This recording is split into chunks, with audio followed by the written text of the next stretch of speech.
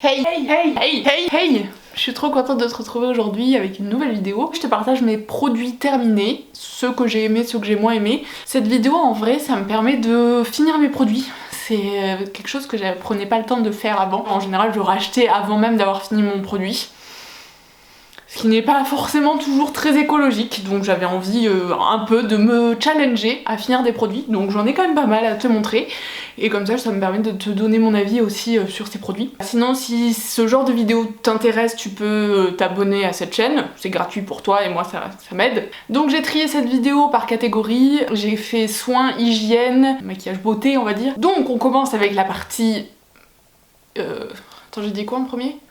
Bon, c'est pas grave, on va commencer donc parce que j'ai décidé, c'est ma chaîne, je fais ce que je veux d'abord, par la catégorie hygiène. Donc là-dedans, il y a 2 démaquillants, 2 shampoings, 2 dentifrices et un déodorant.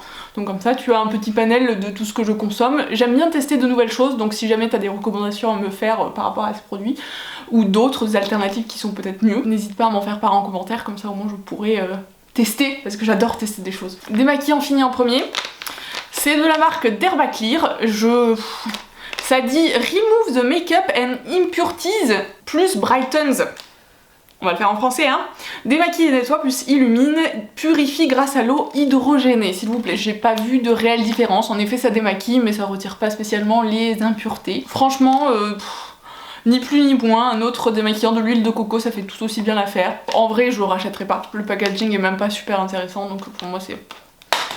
Ensuite, donc j'avais acheté en dépannage ce petit truc. Oh, on dirait que j'ai un petit chapeau avec la lampe derrière. Je vais la bouger, ça me stresse. Donc j'avais acheté il y a longtemps ce petit flacon d'eau micellaire qui démaquille et nettoie, peau sèche et sensible. Bon, en effet, il est pas mal. L'odeur est rien d'incroyable, hein. Il démaquille quoi. Je le rachèterai pas parce que pareil... You know the plastique, et puis moi l'huile de coco ça me convient très très bien. Ok, on va passer au dentifrice, donc j'en ai 2. J'en ai un en métal comme ça, c'est de l'aluminium, bio de chez Carrefour, et un autre solide de la marque Pachamamay. 2 avis très différents sur ces produits. Sur celui-là, franchement, c'est pas mal, il mousse bien, plutôt agréable en termes de goût. Après c'est sûr que c'est pas un dentifrice chimique, donc le goût est pas hyper prononcé non plus, mais il fait le taf, je trouve qu'il est assez bien. Je le rachèterai volontiers celui-là, mais j'aimerais essayer de me faire mon dentifrice moi-même. Donc voilà, là je suis en train d'en tester encore un autre, parce que c'est mon mec qui en a acheté un autre, que je trouve vraiment pas mal, donc je t'en parlerai peut-être un de ces 4. Et celui-là, alors lui, pour moi c'est une catastrophe. Donc je l'ai acheté à Carrefour en dépannage, je voulais pas du plastique, donc j'ai pris celui-là. En plus il était bio, à l'extrait demande bio, donc je me suis dit que ça pouvait pas être trop mal. Le goût est plutôt assez frais, par contre il ne mousse pas du tout, c'est une catastrophe là-dessus. Moi j'aime bien les dentifrices qui moussent, j'ai l'impression de mieux me laver les dents, je sais pas pourquoi, alors que c'est le brossage le plus important plus que le dentifrice, mais mon copain lui l'a plutôt apprécié. Moi je l'ai pas trouvé terrible. Je te donne mon avis, mais c'est toujours bien de te faire ton propre avis aussi derrière. Tu fais ce que tu veux de cette info, bien évidemment. Ok, ensuite donc j'avais testé en urgence, j'étais allée en pharmacie, j'avais acheté ce déodorant Roll-On 24 heures de chez Velleda, argousier. Clairement pour moi ça c'est une catastrophe. Déodorant 24 heures c'est du gros mytho, moi qui transpire beaucoup. Genre au bout de 2 heures je pense que je pue. Ensuite j'ai terminé 2 shampoings. Ce shampoing là, c'est le petit marseillais. Purifiant ortie blanche et citron, cheveux normaux regraissant vite, sans silicone, réduit l'excès de sébum mais rafraîchi. Plastique. Donc c'est pourquoi je le rachèterai pas. En soi l'odeur est agréable. J'ai pas trouvé que ce soit hyper efficace en termes de cheveux gras à vrai dire. Ce qui a vraiment fait la différence pour moi par contre c'est le shampoing solide, donc que j'ai terminé. Enfin, il me reste que ça de mon shampoing solide, donc clairement je vais pas aller bien loin avec ce petit truc, je sais même pas ce que je peux en faire. Si tu as une idée de quoi je peux en faire en commentaire, n'hésite pas à partager. C'est un savon de la marque Les Savons de Joya, dont je t'ai parlé déjà dans une vidéo ultérieurement sur mes essentiels écologiques que je te remets ici. C'est un savon que j'ai adoré, franchement. Il m'a séché pas trop les cheveux, en plus je le combine avec une huile qui est divine. Je t'en ai parlé sur Instagram de cette huile d'ailleurs qui est juste une pépite. Je le rachèterai volontiers. J'ai envie de tester d'abord d'autres shampoings avant de me le racheter. Et j'ai envie d'essayer de faire mon shampoing moi-même, voir si c'est vraiment plus économique de le faire soi-même parce qu'il est quand même à un certain prix. Ok, on passe à la partie soins. Donc j'ai terminé 2 crèmes de jour. Donc la première c'est une gelée que j'adore, franchement, elle est top. Même mon copain qui n'aime pas les crèmes de jour, celui-là j'arrive à lui mettre. Enfin on dirait que je le martyrise. Cette odeur, ça sent l'abricot. mais c'est juste trop agréable. C'est une texture gelée, donc ça colle pas à la peau. Éclat d'abricot, gelée hydratante sublimante, je le trouve topissime. Après bon, le problème c'est qu'il est en plastique, hein.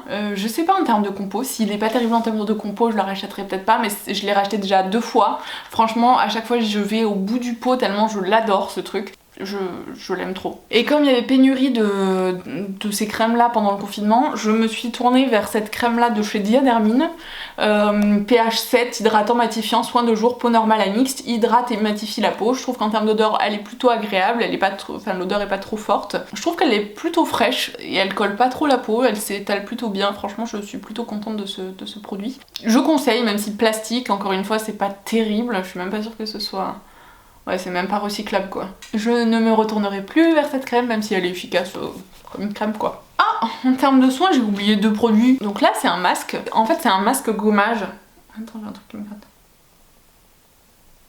Détox au charbon, donc tu te l'appliques partout sur le visage. Tu le laisses poser le temps que tu veux et après tu fais des massages comme ça pour exfolier ta peau. Donc, en termes d'odeur, je le trouve assez agréable. Il me fait penser un peu à une odeur de monoï, si tu vois de quoi je parle. Je le trouve vraiment agréable sur la peau, il fait pas d'irritation, sachant que j'ai une peau quand même qui est assez sensible. C'est vraiment une peau mixte, bien sympa. Je le rachèterai pas parce que pas recyclable toujours, mais en soi je l'aime bien. Et ensuite j'ai terminé pour la première fois de ma vie, je pense, avant péremption du produit, ce baume à lèvres. Je l'ai vraiment poncé, il y a plus rien. C'est un mixa, rien de bien incroyable. Il est vraiment super agréable d'application, il colle pas. Après je vais tester de me le faire moi-même, un petit baume à lèvres avec un petit gommage. J'essaierai de te faire une petite vidéo. En attendant j'ai testé un autre de chez Aromazone dont je te parlerai très certainement dans une autre vidéo.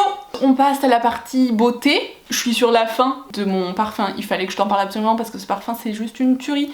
J'adore l'odeur, vraiment c'est le thé des vignes de Caudalie. Il est pas cher, c'est un parfum qui est je crois 20 € en pharmacie. Je pense que c'est la 3e fois que je le rachète tellement je l'aime. Et maintenant il me reste 4 produits en termes de make-up. Ce petit correcteur de teint que tu as vu dans une de mes premières vidéos. Si tu ne l'as pas vu, c'était une vidéo make-up. Je l'ai fini mais je l'ai raclé jusqu'au fond. Kiko, en termes de marque, les prix sont pas chers du tout, mais le problème c'est que je pense qu'en termes d'écologie c'est une catastrophe et en termes de tout ce qu'il y a dedans, de composition, ça doit vraiment pas être top. Le flacon est pas hyper pratique, il y a encore plein de produits au fond que j'arrive pas à avoir. Après l'application est vraiment hyper facile, c'est un petit embout mousse comme ça. J'ai pas encore trouvé le genre de correcteur qui me convient le mieux en termes de format. J'en teste certains de la marque Avril, je te ferai d'ailleurs une vidéo très prochainement sur le sujet je pense. Mais ce petit truc de chez Kiko, je l'ai longtemps apprécié, ça a été pendant très longtemps mon correcteur, mais c'est vrai que j'essaie de me tourner vers quelque chose de plus naturel et un peu meilleur pour ma peau, hein, parce que la pauvre, déjà que je la maquille, si en plus je lui mets des produits nazes sur la peau, là, elle va me détester à force. Ça, plus le masque, parce qu'on n'en parle pas assez, du masque qui te fait des imperfections partout comme ça parce que tu le gardes toute la journée et que c'est un enfer, enfin bon bref. C'est la vie, on doit vivre avec. Donc ce correcteur, il est pas mal si tu veux commencer le make-up. Pas mal, mais pas très naturel. Si toi ça t'importe peu que ce soit naturel, ça celui-là il est très bien. Ensuite, j'avais donc 2 eyeliners. En termes de pointe, ils sont assez similaires. Celle de chez Asos, c'est un peu plus grande, donc le rose. Elle est plus agréable à travailler que celle de chez Kiko, qui est un peu plus dure comme pointe. En termes de pointe d'application, c'est les eyeliners que je préfère. Après, en termes de compos, ça doit pas être terrible. Les deux sont pas hyper résistants au cours de la journée, ils basent un peu parce que moi je transpire des paupières. Qui transpire des paupières? Lève la main dans les commentaires parce que moi je transpire des paupières, je sais même pas comment c'est possible. Donc mon eyeliner a tendance à couler quand même dans le creux de paupière.